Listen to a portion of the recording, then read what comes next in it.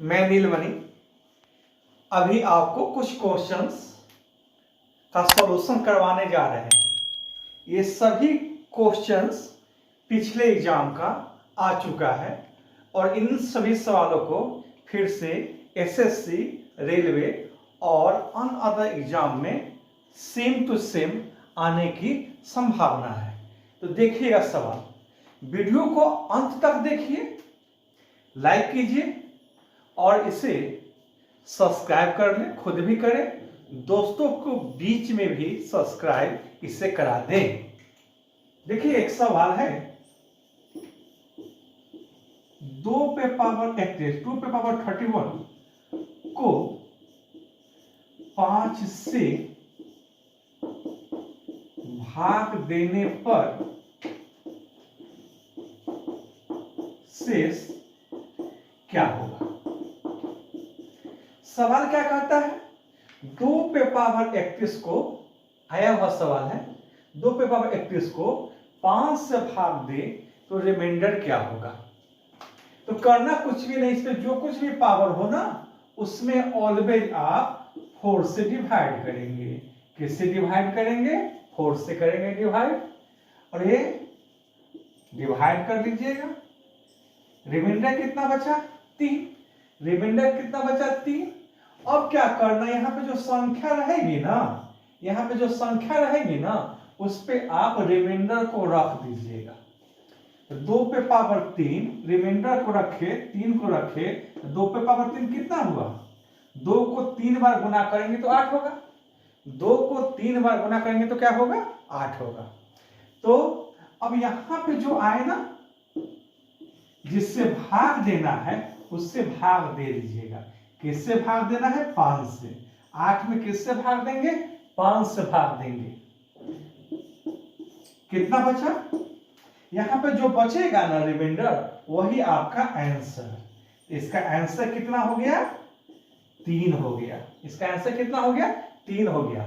और एक बात ध्यान दीजिएगा, जो भी ट्रिक्स या कॉन्सेप्ट बताएंगे, इस टाइप का जो भी सवाल होगा सब इसी प्रोसेस से बनाएंगे। ये नहीं कि इस सवाल को बनाएं और क्वेश्चन का अंक बदल गया तो बनाने का ढंग बदल जाएगा। नहीं, ढंग नहीं बदलना है। इस पैटर्न का जो भी सवाल होगा इसी ढंग से बनाइएगा। ठीक है? क्या किए फिर से समझ लीजिए। पावर 31 है, इसमें ऑलवेज हमेशा किससे भाग देना है? 4 से भाग देना है। 4 से भाग दी तो रिमाइंडर कितना है? 3। अब क्या करना है? संख्या पर, यहाँ पे जो भी संख्या रहे, संख्या क्या है? 2 है।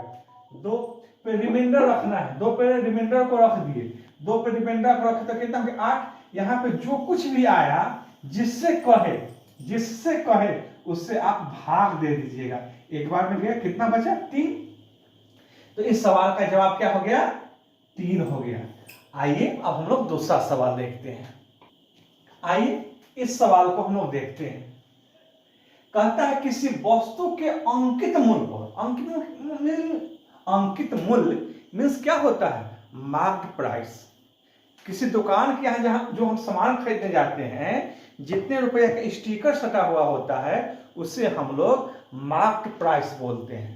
कहता है किसी वस्तु के अंकित मूल्य पर, जो छपा हुआ मूल्य है उस समय 15% का, कस्टमर को खुश करने के लिए वह 15% का डिस्काउंट दे रहा है। लेकिन फिर भी खुश है दुकानदार कि चलिए हमको 20% का लाभ होता है। और सवाल में है, यदि दुकानदार ने पूंजी 153 रुपया लगाया होगा तो अंकित मूल्य उस वस्तु का कितना रखा होगा। ठीक है? तो अंकित मूल्य रहने दीजिए। अंकित मूल्य को आप x भी लिख सकते हैं या डायरेक्ट अंकित मूल्य ही छोड़ सकते हैं। आपका मन तो अंकित मूल्य को x भी लिख सकते हैं। अरे कितने % का डिस्काउंट? 15% का डिस्काउंट। देखिए 15% डिस्काउंट का मतलब होगा 85/100। 10% डिस्काउंट का मतलब होगा 90/100। 20% डिस्काउंट का मतलब क्या होगा? 80/100। कहने का अर्थ कि 100 में 15 घटा देना है। 100 में 15 घटाएंगे तो कितना होगा? 85 होगा, बटा में 100। 10% डिस्काउंट कहता तो 90/100 लिखते, 20% कहता तो 80/100 लिखते, 25% कहता तो 75/100 लिखते। अंकित मूल्य तो 15% का डिस्काउंट दे दिया, और उसके पूंजी कितना लगा है भाई, 153 रुपया का पूंजी लगा हुआ है। वह दुकानदार आपसे 20% का लाभ तभी होगा कि वह सामान 153 का 120/100 में बेचेगा। 20% लाभ तो 100 जोड़ 20, 10% लाभ 110/100, 5% लाभ 105/100। यहाँ पे क्या चाहता है, 20% लाभ तो 120/100। बस कैलकुलेट कर दीजिए, सवाल आपका बन चुका है। 100 कैंसिल, 5 से काटिए 17 बार में, 5 से काटिए 24 बार में, 17 153 को काट देगा 9 बार में, और 24 गुना 9 अंकित मूल्य 24 गुना 9 बचा। क्या बचा, 24 गुना 9 जो किसके बराबर होता है, 216 रुपया के बराबर होता है। यही आपका आंसर। आइए इस सवाल को देखते हैं। सीआई का बहुत एक प्यारा सा क्वेश्चन है, ध्यान दीजिएगा, ध्यान दिया जाए। देखिएगा, 4 वर्षों में हम किसी को कर्ज दिए पैसा, मान लीजिए सीआई के रेट पे, तो 4 वर्षों में सूद सहित हमको 4800 रुपया मिल रहा है। अगर उस पैसा को हम अगर 8 साल के लिए छोड़ दें तो हमको कितना मिलेगा, 6000 रुपया हो जाती है। तो कहता है कि वह राशि बताएं, वह राशि बताएं। ध्यान दीजिएगा, बहुत इंपॉर्टेंट टाइप है। देखिए यहाँ 4 वर्ष है ना, और यहाँ क्या है, 8 वर्ष है। समय क्या हो गया, दुगना हो गया। यदि सॉल्यूशन, ध्यान दीजिएगा, यदि समय दुगना हो जाए, एग्जाम में जो आपको आता है सवाल ना, दुगना वाला ही आता है। अगर दुगना नहीं हो तो हमको लॉग टेबल का यूज करना होगा और इसे लॉन्ग टाइप बनाना होगा। तो एग्जाम में यहाँ 3 वर्ष देगा, यहाँ 6 वर्ष देगा, 4 देगा तो यहाँ 8 देगा, 5 वर्ष देगा तो यहाँ पे आपको 10 वर्ष देगा। ध्यान देना होगा, ऑलवेज आपको इस टाइम का यहाँ पे दुगना ही देगा। अंक कोई भी दे, जब नीलमणि सर ट्रिक सिखाएंगे वह सभी सवाल पे लागू होगा, भले ही अंक बदल जाए। तो यहां कहता है, हम आपको लिख दे रहे हैं, यदि समय दुगना हो जाए तथा राशि A1 रुपया से A2 रुपया हो जाए तो मूलधन बराबर ए स्क्वायर, मतलब पहला का धन को 2 बार लिखना है और दूसरा का से इसको भाग दे देना है। बस कहने का अर्थ कि एग्जाम में सब कुछ ना याद कीजिएगा, कुछ भी याद नहीं करना है, बस इस टाइप का सवाल रहेगा ना। पहला का जो धन है ना, x को 2 बार, उसको कितना लिखना है, 2 बार, अब बाद वाला से भाग दे दीजिएगा, बाद वाले से भाग दे देना है। आपका 2 शून्य कट गया, 12 4 जा, 12 5 जा, 5 से काटिए 9 6 0। अब आप गुना कर दे, 9 6 गुना 4, it gives you 0 Guna 4 0, 6 multiply by 4, और ये आपका 3840 रुपया। यही आपका आंसर। क्या किए, पहले वाले को 2 बार लिख दीजिएगा, बाद वाले से भाग देना है, बन गया।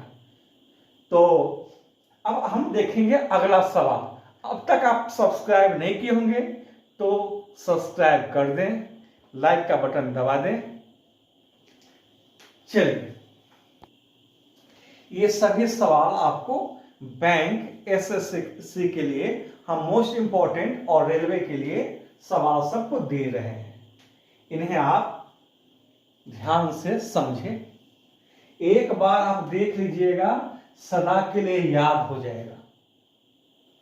और मोस्ट इंपॉर्टेंट क्वेश्चंस की श्रृंखला हम चला रहे हैं एसएससी और रेलवे के लिए, इसे जरूर वॉच करें। और जो आपका जो एग्जाम अब जो होगा उसमें ये सभी सवाल इस पैटर्न का और सेम टू सेम भी टैली करने की संभावना रहेगी। इसे ध्यान से देखिए। ए, और आप ध्यान ये भी दीजिएगा, आपका मिश्रण का भी अगला पार्ट आएगा, अलजेब्रा का भी आएगा, एवरेज का भी आएगा। आप मेरे साथ बने रहे। A equal to P 1 plus are by 100 पे पावर टी। ये क्या होता है? आपका मिश्रण होता है, अमाउंट होता है, ये प्रिंसिपल है, मूलधन है, ये आपका रेट है, ये आपका समय है। बस इस फार्मूला पे रख देना है। वो आया हुआ एग्जाम का है और रेलवे में पिछले साल आया था, तो आपको कुछ भी नहीं करना है। ए 3993 दिया हुआ है, रख दीजिए एक जब अमाउंट। ये मूलधन की जब रख दीजिए 3000। 1 प्लस हमसे सीआई की दर पूछ रहा है 8 बटा 100 और टी हमको दिया है 3। ठीक है, अब इसको हम 3 से क्रॉस करेंगे तो 1000 रन कटेगा। इसको जब हम काटेंगे 1 3 3 1। अब एक बार ध्यान दीजिएगा, 1331 जब कभी भी आपके में आए, किसी भी सवाल में एज का हो या आप जब बनाएंगे पॉपुलेशन वाला सवाल, पॉपुलेशन वाला जब सवाल बनाएंगे और सीआई वाला सवाल बनाएंगे, कहीं भी बनाएंगे, जो ही 1331 देखिएगा, रेट को 10 मारना है। रेट को कितना मारना है? 10। चूंकि 10 बढ़ेगा तो 10 बढ़ेगा तो 110 होगा और 0 कट जाएगा और 11 का क्यूब भी 1331 होता है। तो जो ही 1331 आए, आप समझ जाइएगा कि रेट मेरा कितना होगा? 10 होगा। चलिए हम बना देते हैं प्रोसेस से। 1331 ये आपका नीचे,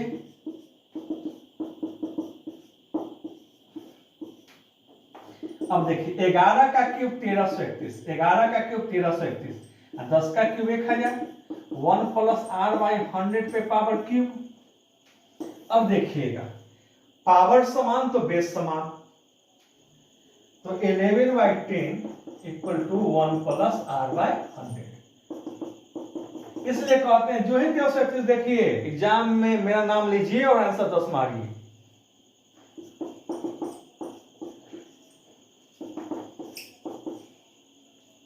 में से 10 घटेगा 1, 0 0 कट गया, आर का मान 10% वार्षिक। ये आपको समझ में आ गया होगा। चलिए इस सवाल को देखिए, कहता है किसी राशि का साधारण ब्याज मूलधन का 4/9 भाग है।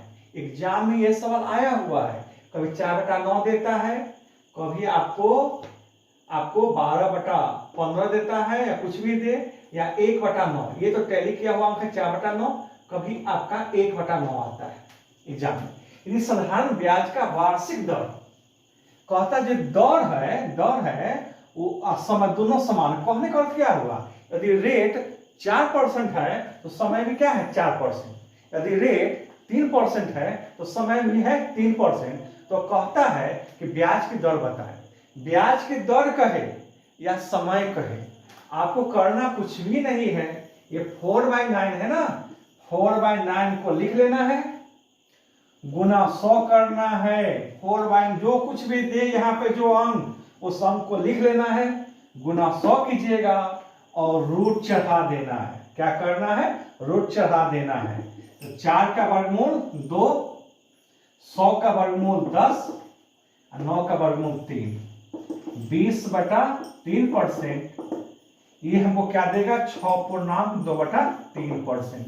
समय कहता तो हम बोलते 6.2/3 वर्ष। रेट कहता है तो 6.2/3। आज के लिए इतना ही। अब हम अगले वीडियो में जल्द मिलेंगे। ये आपका मोस्ट इंपॉर्टेंट VVI क्वेश्चंस की श्रृंखला है SSC और रेलवे के लिए। ये सीरीज भी आता रहेगा, मिशन चैप्टर भी आएगा, एवरेज, और बहुत जल्द एडवांस मैथ अलजेब्रा। तो आज के लिए इतना ही। मिलते हैं हम लोग अगले वीडियो में।